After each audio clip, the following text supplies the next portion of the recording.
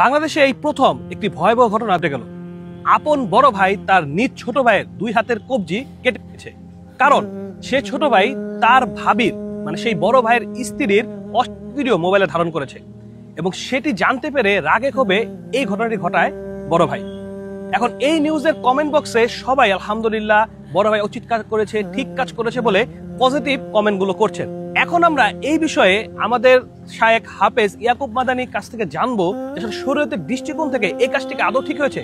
কারণ আমি আপনি যদি বারবার বলি আলহামদুলিল্লাহ কাজটি সঠিক হয়েছে, কিন্তু শরীয়তে এটা যদি না থাকে তাহলে এই সঠিকের কোনো মূল্য নেই। এবং আমি আপনি যদি বারবার বলি কাজটি ভুল হয়েছে কিন্তু শরীয়তে এটাকে অনুমতি দিয়েছে, তাহলে ওটা সঠিক। তাহলে আমার আপনার মতকে প্রাধান্য না দিয়ে আমরা শায়েখের কাছ থেকে জানবো আসলে ইসলামী শরীয়তে কি এরকম কারো ভিডিও করলে, অশ্লীল ভিডিও তৈরি করলে, অশ্লীল ভিডিও ধারণ করলে তার কবজি কেটে না যাবে কিনা আমরা শায়েখের কাছ থেকে জানবো।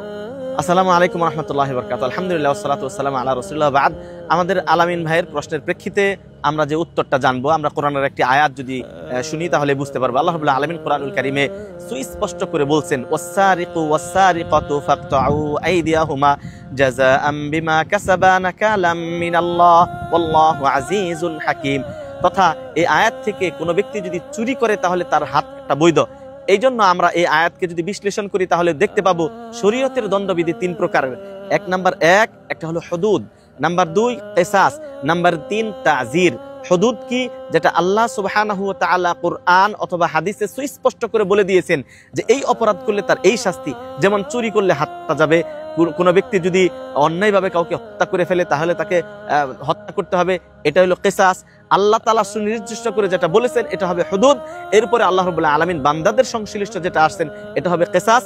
এরপরে হবে তাজির, যেটা আল্লাহ রাব্বুল আলামিন সুনির্দিষ্টভাবে উল্লেখ করেন নাই, বরং বিচারকের উপর এটা ন্যস্ত করে দিয়েছেন। তথা কোনো অপরাধ কিয়ামত পর্যন্ত এমন কিছু অপরাধ সংগঠিত হবে যে অপরাধগুলার সরাসরি শাস্তি বা কি হবে এটা কোরআন এবং হাদিসে নাই। এটা বিচারক অবস্থা বুঝে এটার ফায়সালা দিবেন। সুতরাং আমরা এই কথার আলোকে বলতে পারি, যেভাবে তার ভাবির অশ্লীল ভিডিও ধারণ করার কারণে তার হাতটা কেটে দিয়েছে, ভাই এটা সঠিক হয় নাই, বরং শরীয়ত এই অধিকার তাকে দেয় নাই। এটা তাজিরের ক্ষেত্রে যাওয়া লাগছিল। তথা সে সামাজিক অথবা রাষ্ট্রীয় সে ব্যবস্থা নিত, ব্যবস্থার মাধ্যমে যে বিচার, হয়তো তাকে 50 বেত অথবা 100 বেত অথবা তাকে 1 বছর 2 বছরের জেল অথবা দণ্ড, অর্থদণ্ড, এভাবে শরীয়ত এর দৃষ্টিকোণ থেকে একটা বিচারের মাধ্যমে তাকে একটা দণ্ড দেওয়া দরকার ছিল। তাহলে এটা হলো সঠিক। আর ওই ভাই আবেগবশত বা রাগ কন্ট্রোল না করতে পেরে যে কাজটা করেছে এটা শরীয়তের দৃষ্টিকোণ থেকে ঠিক হয় নাই, বরং রাগের বশত রাগ কন্ট্রোল না করতে পেরে সেই কাজটা করে ফেলেছে।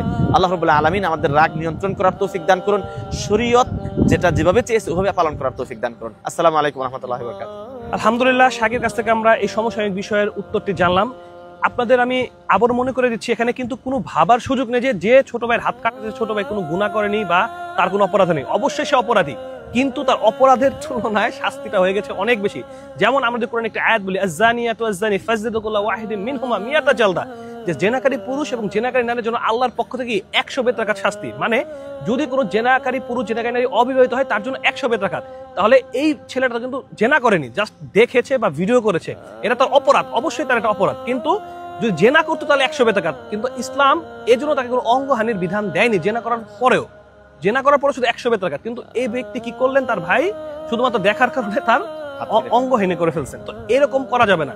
যার যতটুকু অপরাধ তাকে ততটুকু শাস্তি দিতে হবে, এটা হলো ইসলামের বিধান। তাই আসুন দিনী ভাই বোনেরা, আমরা ইসলামের থেকে ইসলাম মেনে আল্লাহর বিধান মেনে চলার চেষ্টা করি। আসসালামু আলাইকুম ওয়া রাহমাতুল্লাহ।